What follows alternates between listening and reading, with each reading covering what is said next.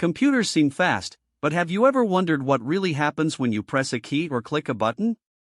I discovered that computers use a tiny slice of time called the power-on self-test period to initialize basic components before the OS boots.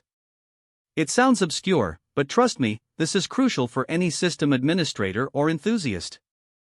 This brief period, usually 1 to 2 milliseconds, is the sweet spot where the hardware is momentarily vulnerable to external influences.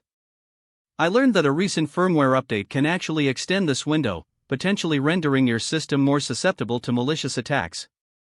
This got me thinking about recent research into microarchitectural attacks, specifically Spectre-style data leakages.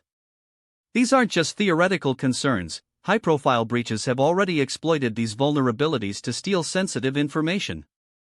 Now, I understand the technical community debates whether these risks are overstated, but as someone who's seen firsthand the devastating consequences of security breaches, I'm resolute in my stance that this is a serious issue that requires immediate attention.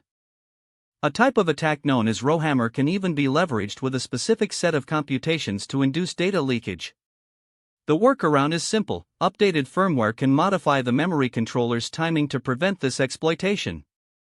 While this security update was indeed a breakthrough, it did raise questions about the broader implications of applying patches and firmware updates during this power-on self-test period.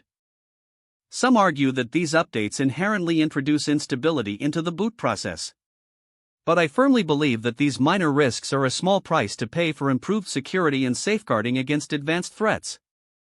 The CPU's architectural changes have become more and more subtle in recent revisions, but understanding what lies beneath the surface of your hardware is more important than ever.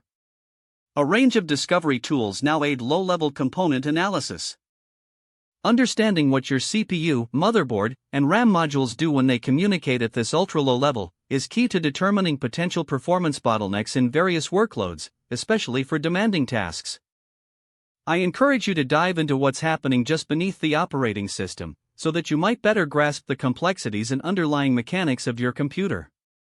Subscribe and like for more in-depth tech content.